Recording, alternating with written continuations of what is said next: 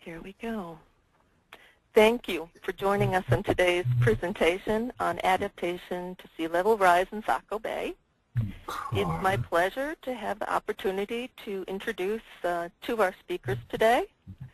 And before I do so, I'm going to have to hit mute all because apparently there's someone in the audience that hasn't muted their speaker.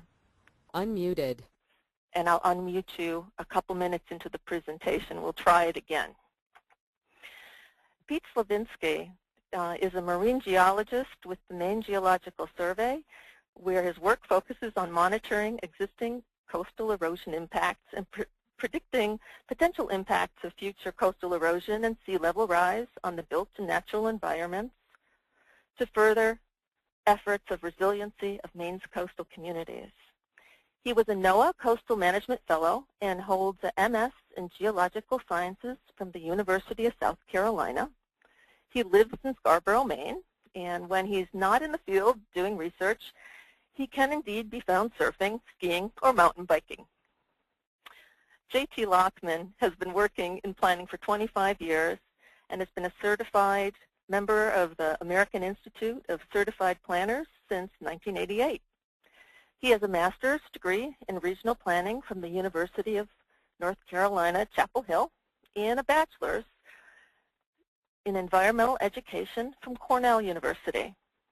JT served as planning director for Bar Harbor and director of planning and development for Wells before he joined the Southern Maine Regional Planning Commission in 1999. He's a very active member of the American Planning Association and has also served as president of the Maine Association of Planners. He enjoys singing, playing classical violin as well as fiddle, and when out of office can usually be found kayaking or hiking around York County with his two teenage sons, Seth and Aaron. Now I'll turn the presentation over to Pete Slovinsky. So just give us a sec here.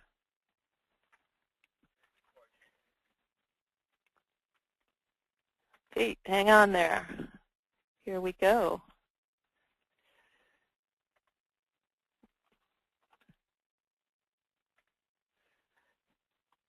Oh, that's a good one.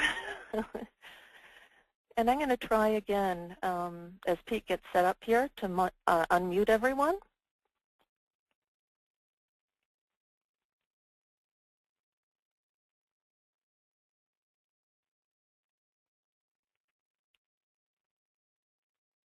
Pete, I think you're going to have to unmute yourself as well. We see the screen, but I don't pick up your voice yet.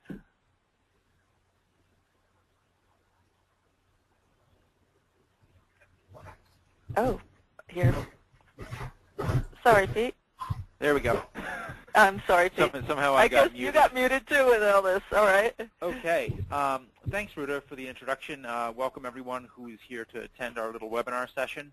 I'm going to be providing you with a little overview of a project that the Coastal Program, Southern Maine Regional Planning, and the Maine Geological Survey have been involved in for quite a long time now that relates to adapting to sea level rise. And we're going to be focusing today on Saco Bay and the portion of the project that relates to building resiliency. And when I say resiliency, I mean resiliency of not only the built environment, but also focusing a bit on the natural environment, trying to get a sense of how sea level rise may be impacting that as well.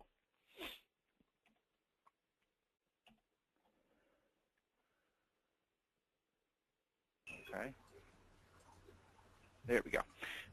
So the basic premise of this entire project about coastal resiliency really deals with pulling together a team of state agencies, regional planning commissions, and then interested municipalities in focusing on developing this project. And we've done so through outreach, education, and partnership development between the Maine Coastal Program, our office in the Department of Conservation, and Southern Maine Regional Planning Commission, or SMRPC.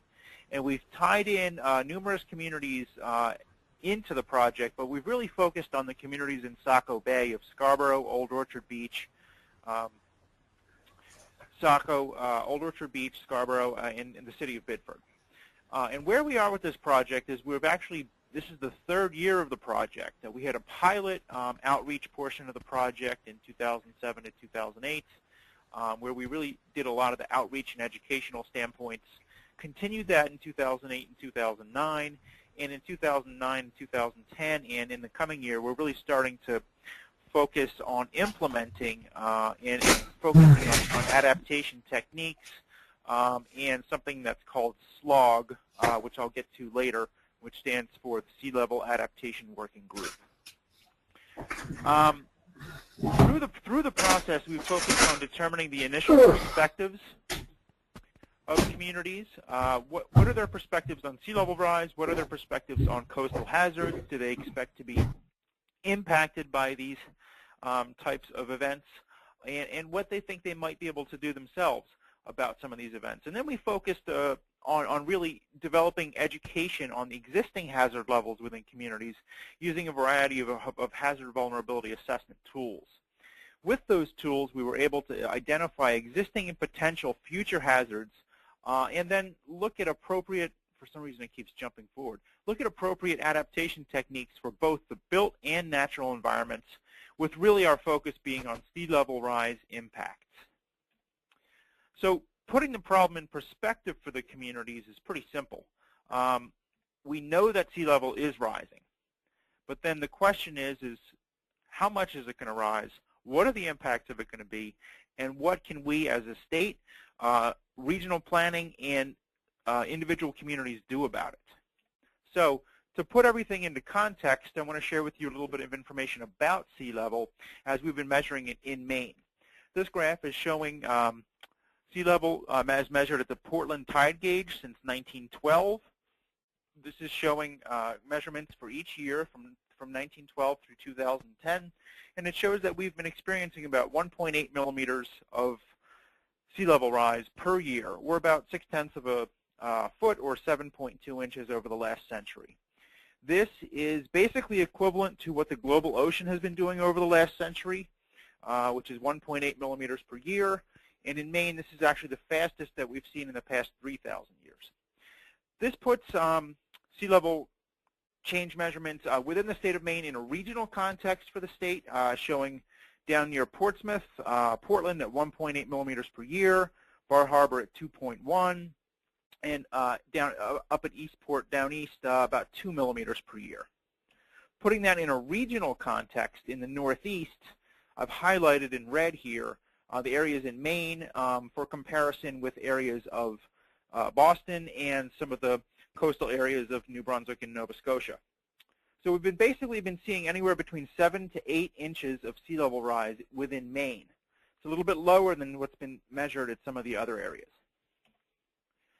Putting things into a more recent context in terms of global sea level changes, this graph is showing satellite altimetry that's measured by the University of Colorado of global sea levels from 1992 to 2010, and that's showing a change of about 3.2 millimeters per year in terms of the global ocean change. What's interesting is we're not seeing that necessarily at the Portland tide gauge in Maine. Over the same time period from 1992 to 2010, we've only seen 1.9 millimeters per year. So there's a slight change, but based on errors, it's difficult to say that there's much of a change. We're not quite sure why that difference has, why we're not seeing the reflection of the global change, or if there's just a delay. This next graph is showing projections of sea level rise by 2100 that was taken from the third assessment by the Intergovernmental Panel on Climate Change. Basically, these are all different models that show potential sea level rise scenarios based on low to high emission scenarios. And there's a median value of about 1.6 feet by the year 2100. Next graph is showing basically the same as the old one, and what's important on the big graph and also the little graph is the let's see here, I can actually highlight these. These lines here, the light blue lines and the gray lines, are shown from the third assessment from the IPCC, so that was the figure I showed before. And what these are adapted to show is a high projection and a low projection. And what we've been seeing in terms of satellite measurements and general tide gauge measurements around the world is that we're on the higher portion of these projections. Now, what these bars are showing here are model projections that include ice sheet dynamic processes. So that is the error bars associated with what might be added if Greenland and Antarctic ice sheets melt, for instance. So this is just putting this into a more recent context.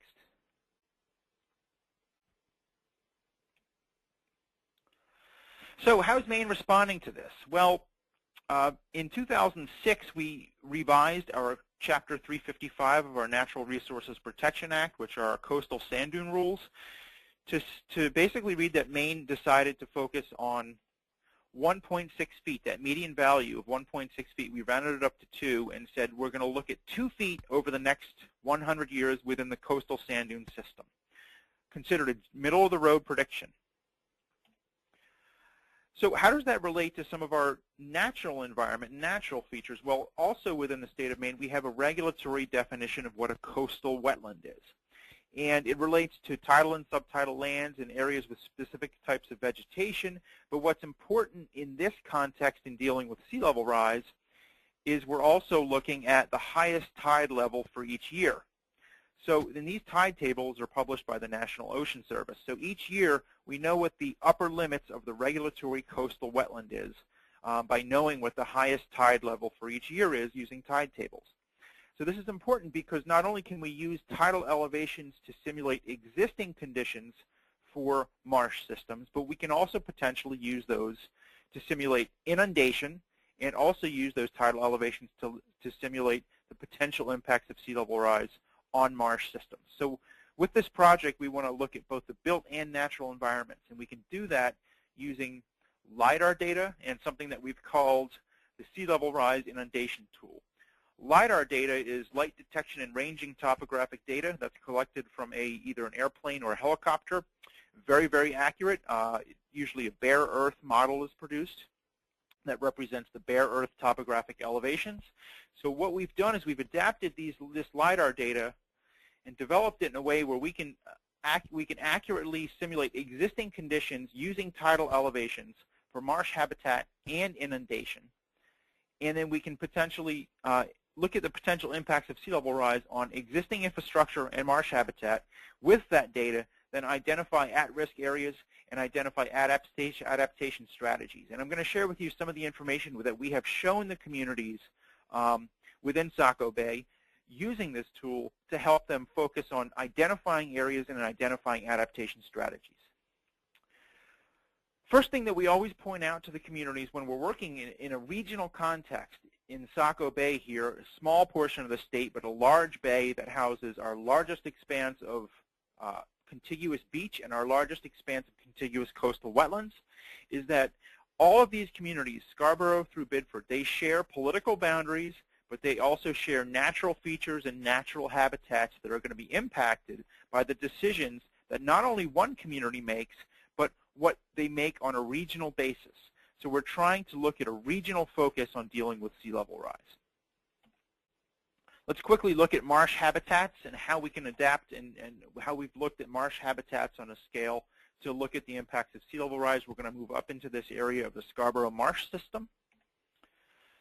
And this is an area of the Scarborough Marsh System with Pine Point Scarborough here, the Scarborough Marsh System, which is a large expanse of coastal wetlands. And we're going to focus in that red box, and then we're going to focus first in this small red box to show you how this tool works.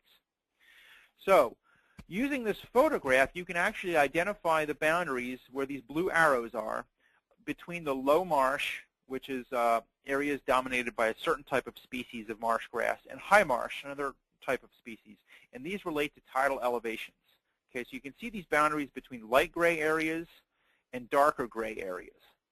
We can also pinpoint those boundaries using the LIDAR data. It's accurate enough to be able to delineate these boundaries. Okay? With this LIDAR data, then, we can actually simulate the existing conditions using tidal elevations. High marshes are all those areas between mean high water and below highest annual tide. So that's these light blue stippled areas. Low marsh are areas above mean low water and below mean high water. And then open water, these dark blue areas, are what we're just calling areas below mean low water. So you can see that the LiDAR data can accurately represent the actual distinctions you see in the field. So how can we use that?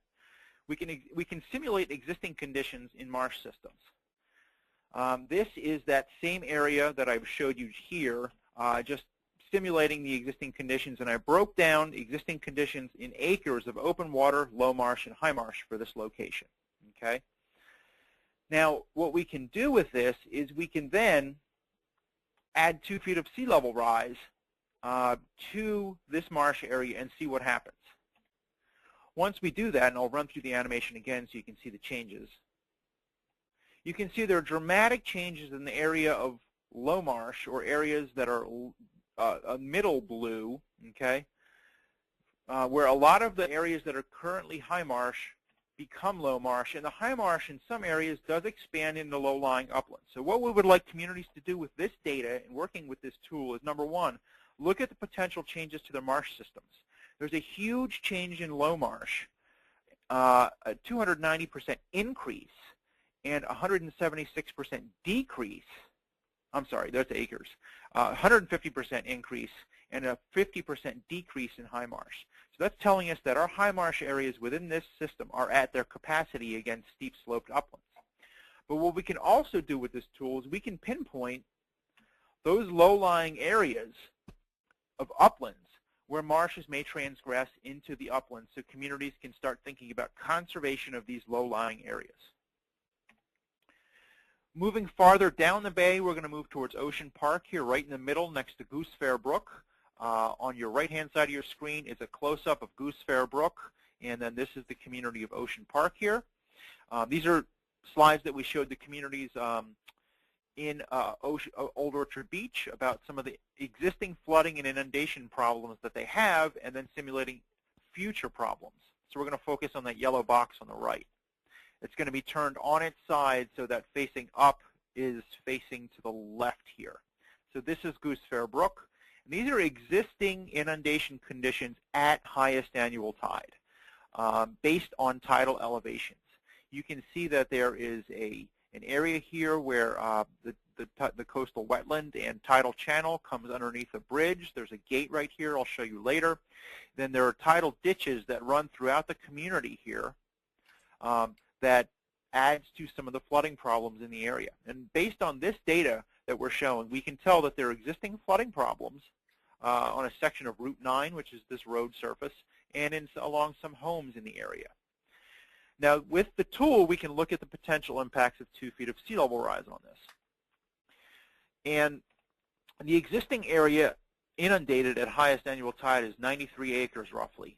After 2 feet of sea level rise, you can see a pretty substantial change in the potentially inundated area. There's an 83% increase. But what we can also do with this tool is not only show this, but we can get a little bit closer and look at depths. We can look at flooding depths. What I'm doing here is I'm showing you inundation from the Patriots Day storm of 2007. These are actual flooding depths in the area simulated, which is actually equivalent to highest annual tide plus 2 feet. So the Patriots Day storm event that occurred, basically the inundation that occurred was at a similar elevation that would be highest annual tide plus 2 feet. So it's basically an indicator of future conditions in this area. So what we can do with this then is we can pinpoint elevations so to help communities plan for what areas are going to be underwater and how much they're going to be underwater. We can cast a transect down the roadway, down Route 9, and actually extract flood depth elevations so that we know that the road needs to be elevated to a certain extent along this, or how bad the flooding might be under certain conditions. Just another tool that can be used. This next slide is going to show you the existing flooding that occurred during the Patriots Day storm at the Memorial Library, located where the red dot is here, and then at Temple Street intersection right there. First is Memorial Library in the upper left-hand corner. It underwent 2 to 3 feet of flooding, and then Temple Street Temple and West Grand Avenue had about 2 to 3 feet of flooding as well. Then what we can do is use visualization of, let's say, the Patriots Day storm plus 2 additional feet to give communities an idea of what the storm might look like in the future at those same exact locations. So we go from here to here in terms of flood depths, but then we can pinpoint these locations and use visualization tools to help communities look at what this might look like. So this is what it looked like after the Patriots Day storm. After 2 feet of additional sea level rise, it could look like this at the Memorial Library. This is Temple Street. During Patriots Day storm, 2 additional feet of sea level rise could look like that. So these are just tools not to scare individuals, but just to give an idea of what these areas might look like with known landmarks. Moving on down to the southern end of the bay, we can also use this LiDAR data and this tool to simulate mapped flood conditions, or FEMA's flood insurance rate maps, and coastal A zones. So we're going to look at the impacts to static floodplains. We're going to focus on this area here, which is Camp Ellis, the southern tip of Saco, adjacent to the Saco River. And once again, up is going to be to the left side of the screen. So this is the existing coastal floodplain, or A zone, 9-foot elevation for the community of Camp Ellis. What we can do is we can add 2 feet of this and examine the impacts on the static flood zone of 2 feet of sea level rise. So the expansion of this flood zone to 11 feet would result in pretty substantial expansion along the entire section of Route 9 here and through a very, very large portion of the southern tip of the Camp Ellis community. So what are some things that communities can actually do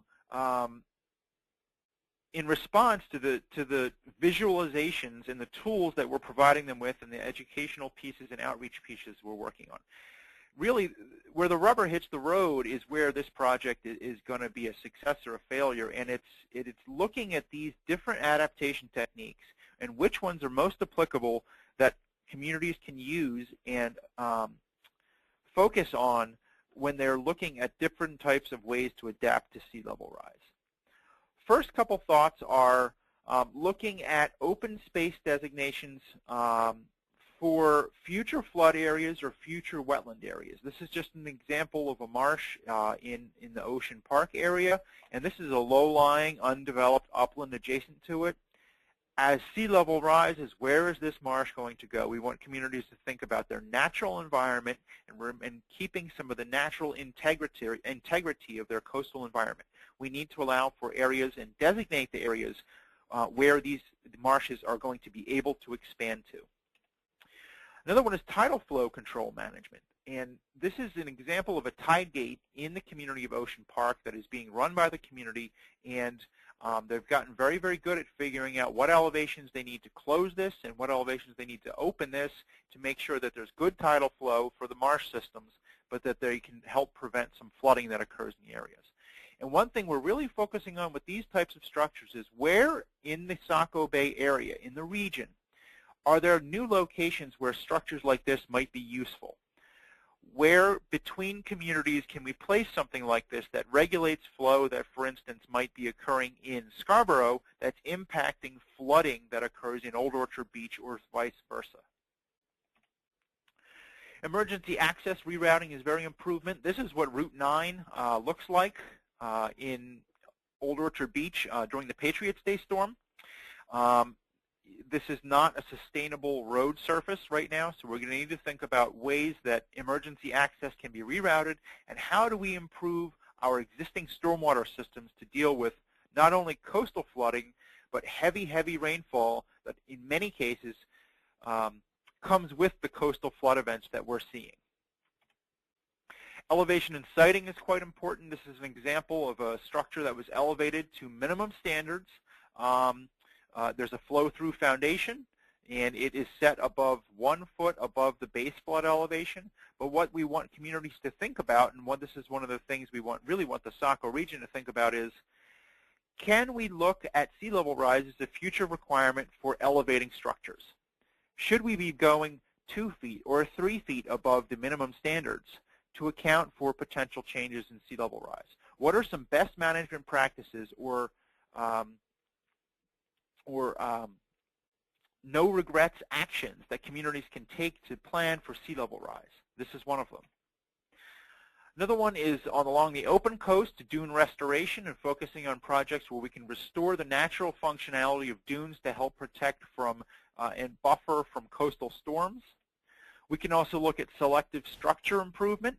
Where seawalls are needed, do they need to be reconstructed in a way that is less damaging to the coastal sand dune system, yet at the same time provides a benefit to the beach and will protect the structures behind it that are vital for public safety.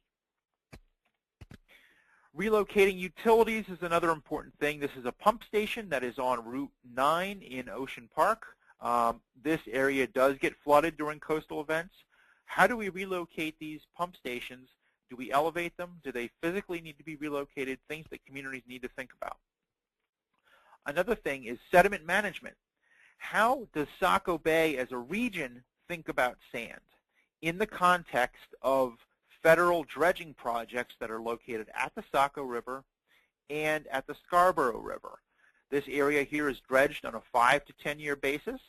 Some of the sediment has been placed along Western Beach here. So we're looking at intra-community sediment management within, for instance, the community of Scarborough, but also regional sediment management for the entire bay. This is an example of Western Beach, so we're focusing in on this red block right here, where in 2004 beach nourishment occurred, and the light blue line is the high water line, and the green line is the vegetation line. So a nice wide beach was created, and as part of this, there was a large area that was suitable for bird habitat. And then looking at this region, this is the erosion that's occurred from 2005 to 2009. We've seen up to about 22 meters of erosion that's occurred here. So this area needs additional nourishment potentially. But then we get back to the intercommunity management of sediment. How can we look at this management of sediment from a federal project here where sand moves up the bay and ends up here? Can we look at ways to return that sand back to Saco to create a regional sediment management approach? And with that, I'm going to leave my presentation with this slide, which summarizes some of the potential aspects. I'm not going to get into this because JT is, on the Sea Level Adaptation Working Group, which is a newly formed group within Saco Bay called SLOG. With that, I would like to pass it on to JT so he can tell us more about what SLOG is and what we can be doing within the Saco Bay region.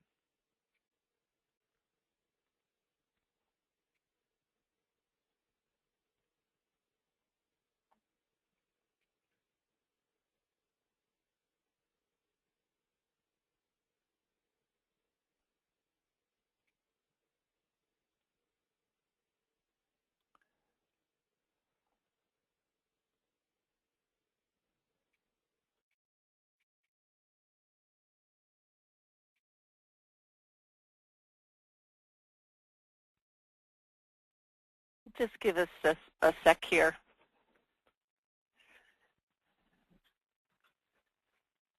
JT, are you on audio yet?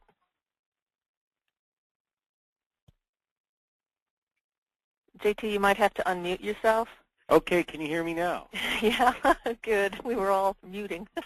Okay, this is JT Lockman speaking with Southern Maine Regional Planning Commission, and I'm fortunate to follow Pete in his footsteps. He's provided all of the geologic data, the visualizations, the great GIS work, and I am working with the communities of Biddeford, Saco, Old Orchard Beach, and Scarborough to try to get together to do something regionally about all of this.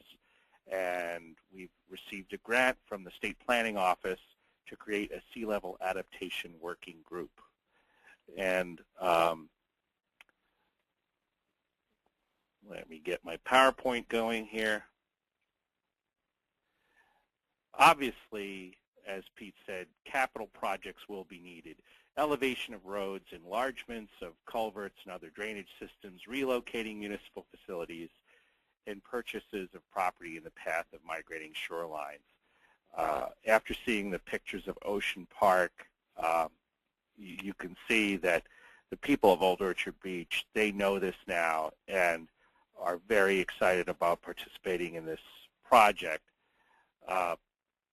Regulatory changes are obviously going to play a role.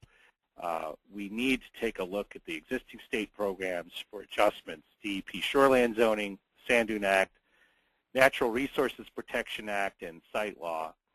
And a lot of local actions will need to be taken to amend zoning and floodplain management. Maine municipalities are already involved, and the SLOG project, I guess I'm responsible for that name. Some people like it, some people hate it, but steering committee has been created with 2 members appointed from each of the Saco Bay communities, and we've started to meet and are developing a plan to create the Sea Level Adaptation Working Group. We don't have its bylaws or the interlocal agreement yet, but we hope to by the end of this summer. And we're also going to develop a work plan and bring that back to each of the 4 communities for ratification. And we are hoping that all 4 Saco Bay communities will agree to this interlocal agreement, and SMRPC will provide staffing and administration to the committee. I can't understate or overstate how difficult it has been to get the 4 communities to get together. It would be like having, 4 busy teenagers sit down to dinner that just can't get their schedules straight, all at the same time, and everybody's going in different directions. And with budget crises the way they are, it's been hard to get this started, but we're very serious about it now. Here are some of the possible duties that the Sea Level Adaptation Working Group is writing up. We're going to comment on federal or state beach nourishment, erosion control efforts that affect more than 1 community at a time.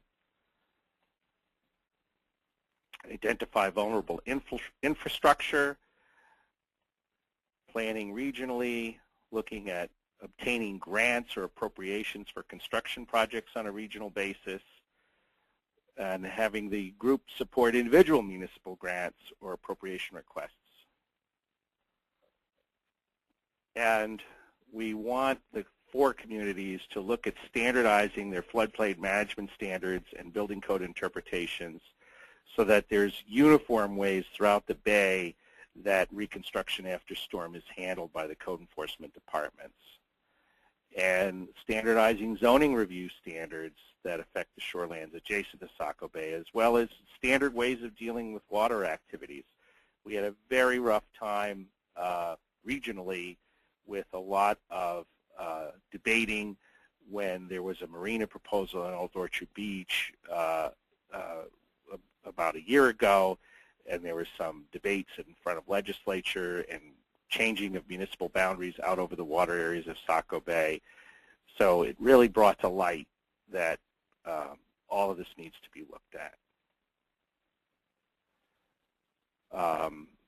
And we're committed to providing non-binding comments to each of the planning board as they review development review proposals that would affect the waters of Saco Bay. We understand and are very sensitive to the fact that individual communities want to retain the authority of their planning boards to do development review, but on the other hand, there needs to be some system for neighboring communities to get comments into their planning board. So next slide. I want to focus now on improving shoreland zoning, which to me is certainly the most obvious way to adapt to sea level rise. And what we've done in Old Orchard Beach, in their map, it hasn't been adopted yet, but in their newest shoreland zoning map, we have used LIDAR to draw in an accurate depiction of the highest annual tide and use the real LIDAR shoreline instead of the USGS shoreline for the regulatory map. And you certainly can't begin to deal with adaptation unless you know where your shoreline is. Now, all of us, if our text is compliant with DEP, our text of our ordinances says that you're supposed to consider the high water mark as the height of the highest annual tide for any year. And the highest annual tide levels are published on the DEP website. Now for Old Orchard Beach, it's 6.3 feet above mean sea level. So Old Orchard Beach, you're supposed to say that the highest annual tide, or the high water mark of the ocean, is 6.3 feet above mean sea level. Now, what we did is we looked at LIDAR, and here is a line that's orange. That's the shoreline in 2000 at 6.3 feet. In 2004, here is the shoreline at 6.3 feet. And then the yellow line is the shoreline in 2005, 2007. There's data from 2 years combined to get that line for you. And you can see that just in 7 years, the shoreline is moving in. If you measure 250 feet from this real shoreline derived from LIDAR, you come up to here, and you get a shoreline zone that's 250 feet wide, and it goes out halfway to East Grand Avenue from the beach. And it picks up all of these hotels, almost the entire buildings, whereas on Old Orchard Beach's prior shoreline zoning map, this future, or I don't know, purple-colored line is the old shoreline zone. The 250 feet went here, and now the 250 feet goes here. On the other side, the shoreline zone ended at the railroad right here. But if you measure 250 feet from 6.3 feet on the other side, you get a shoreline zone that goes out 250 feet here. So obviously, almost all of East Grand Avenue is regulated as a shoreline type zone. It's going to be shoreline general development under the new map. But just by depicting where the shoreline actually is, rather than where it used to be in the 60s, we can get a lot more accurate take on what's going on.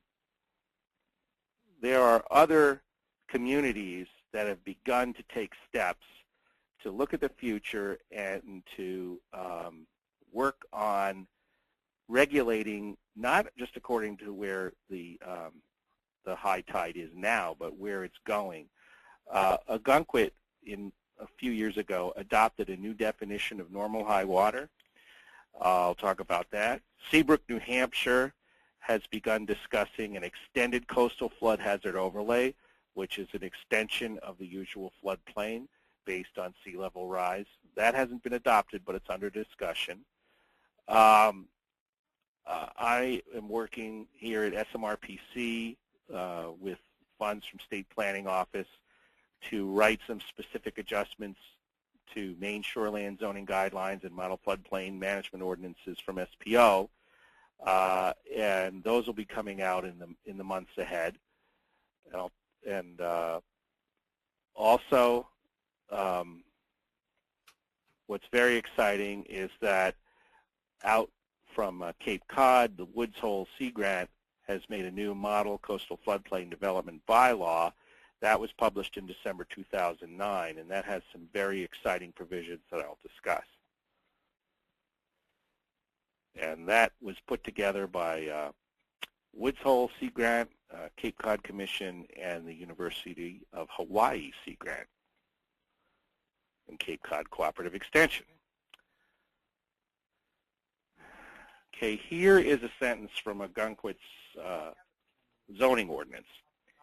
And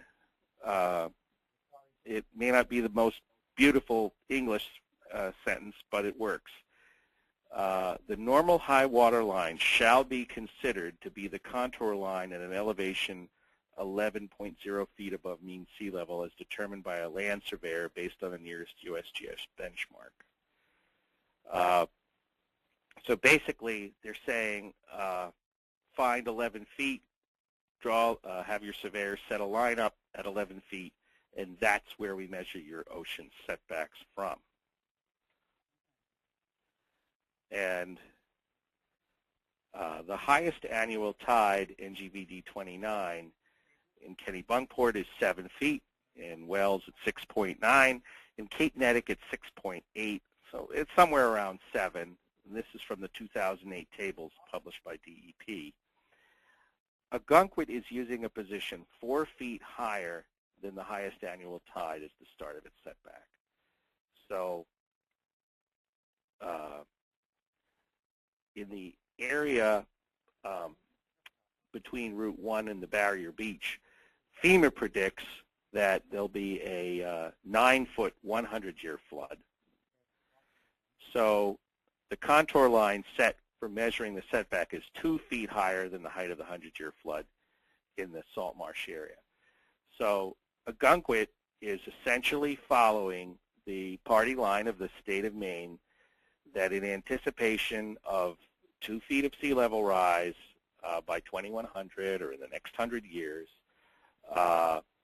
they are going to pretend that they're going to set back not from where the ocean actually is, but from where the ocean will be with 2 feet of sea level rise. And next, Seabrook, New Hampshire. They call this a proposal of the new frontier of floodplain management. Seabrook has gone farther than Ogunquit. They're using the Rhode Island coastal policy, and their assumption will be 3 to 5 feet of sea level rise by 2100. And as I said, Maine only uses 2 feet. And it adds 6 feet to the current 100-year tidal flood height of 9 to create an extended coastal flood hazard overlay with the upper edge of the zone set at 16 feet. So this is quite bolder than what Ogunquit did. Now, of course, Seabrook hasn't enacted this, but they're working on it with Cliff Sinnott at the Regional Planning Commission down there. Within this zone, the proposal envisions setting the freeboard heights way beyond the FEMA ordinance requirements. What freeboard is in the floodplain management ordinances. It says that your base floor elevation, the bottom of the ground floor of the building, needs to be elevated at least 1 foot above the height of the 100-year flood. And 1 foot is considered the freeboard, sort of the margin of safety. Some towns have already adopted a 2 feet of freeboard, but others, are recommending, given sea level rise, it's time to add more freeboard into the requirements. So that if houses are knocked over in a storm and they have to be elevated when they're put back, they should be elevated way more than 1 foot above the 100-year flood. Here's a table from Seabrook's proposal of the proposed freeboards above BFE, base flood elevation. They would allow 1 foot of freeboard for accessory structures, but 2 feet for single-family and smaller residential uses, 3 feet for multifamily, 3 feet for commercial development, 4 feet for essential facilities like hospitals and police stations, and 5 feet for infrastructure like roads and pipes. So this is very much beyond what Ogunquit did, but we'll see how this goes down there in New Hampshire.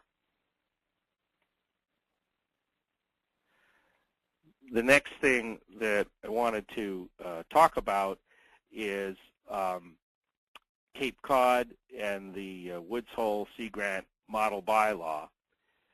I think this really has some possibilities for applying to us here in Maine. Basically, what the Cape Cod Commission is proposing is to create a coastal high hazard zone by adding a 200-foot landward buffer to the FEMA V zone. And that would essentially create an extra 200-foot horizontal distance out from the floodplain in a velocity zone along the ocean. And it would also require, after storms, for reconstructed buildings to have a minimum freeboard of 3 feet. rather than the minimum 1 foot. So once again, that's 2 additional feet, and you see folks seem to be standardizing on this assumption of 2 feet in the next 100 years. Now, for marsh areas or riverine areas that are tidal but aren't affected by high velocity winds, rather than FEMA V zones, if they're FEMA A zones, they would recommend adding a additional 100-foot landward horizontal buffer, but still increase that minimum freeboard from 1 to 3 feet.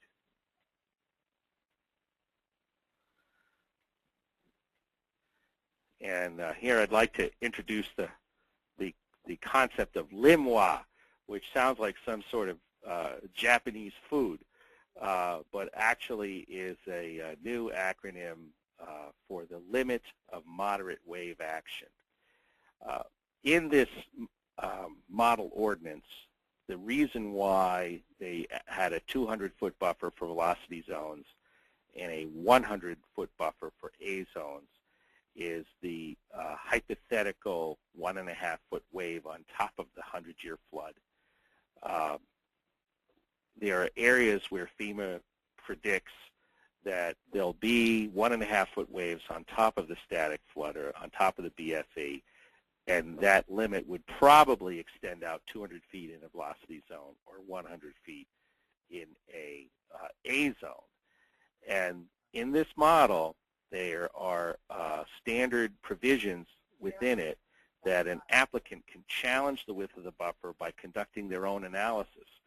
So if a landowner that's affected by this 200-foot buffer of the 100-year floodplain says, no way, I'm not going to comply with that, it's not going to happen to me, my place will stay high and dry, they can challenge this by doing their own site study to prove that the LIMWA, the limit of moderate wave action, will extend less than 200 feet or 100 feet on their property. And they can do that using a circular and a methodology out of the, that's produced by FEMA. And this is just a graphic from the Cape Cod Model Ordinance that shows the buffer of 200 feet in the V zone and 100 feet in the A zone.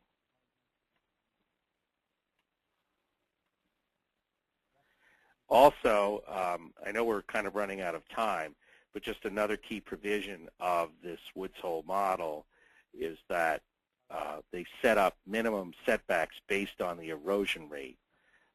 For houses that are less than 5,000 square feet, they would say the minimum horizontal setback from the upland edge is 70 times the annual erosion rate.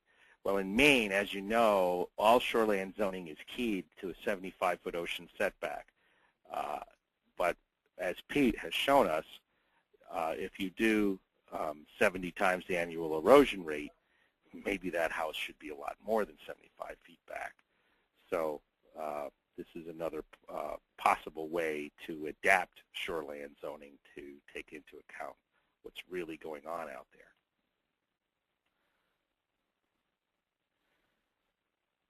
So what can communities, what can our communities, where can they go from here? Actions to adapt to sea level rise and improve resiliency to storms can be incorporated into each community's comprehensive plan and capital plan. Little Ogunquit did it. They said they wanted to respond to sea level rise in their comprehensive plan back in the early 2000s, and they did it. They adopted an ordinance setting a setback from 4 feet above the highest annual tide. Municipalities should start discussing modifying their shoreland zoning and floodplain management ordinances to adapt. And we'll be working on model language, and you can contact me in a few months and see where we're at with that. And certainly, new LIDAR data that's coming out or that's available now can be used in coastal tidal areas to make better shoreland zoning maps to set the shoreline at where the shore really is. Why not plan for where the shoreline is now rather than where it was 40 or 50 years ago on those USGS quad maps? And, of course, if you really want a big challenge, why not plan for where the shoreline is going to be by 2100?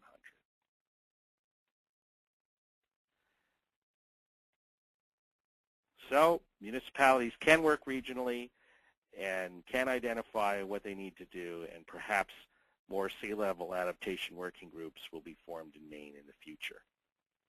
That ends my presentation. I don't know, we don't have much time. We may have to run over for questions, but I'd be happy to stick around. Thank you, Ruta, and thank you everyone for listening. Hi, everyone. Let me switch the screen over here just a sec. And thank you, both Pete and JT, for such very well put together presentations. And I'd like to open up the floor to questions. If you could unmute yourselves one at a time, or use the panel label questions and type in a question. I'll receive it and I can read it out loud. Any questions from the audience?